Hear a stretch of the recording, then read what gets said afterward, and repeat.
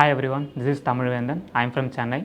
I have completed my bachelor's degree in mechanical stream from Sri Venkateswara College of Engineering and Technology in 2021. And after my graduation, I searched a job in my core field, but I come to know that there are lack of opportunities and it has very slow growth in lines of mechanical engineering. So I decided to change my career path from core to IT field, but I didn't get right opportunity to get into IT field, so that I joined in a BPO company temporarily. But later I come to know about Arich Infotech from one of my friend. So immediately I joined in Arich Infotech for mainframe system administration course. It is a full day training held for 3 months.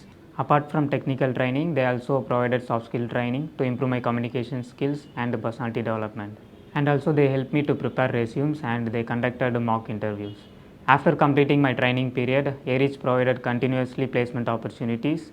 From that I got selected in DXC technology and I received an offer letter with a good salary package.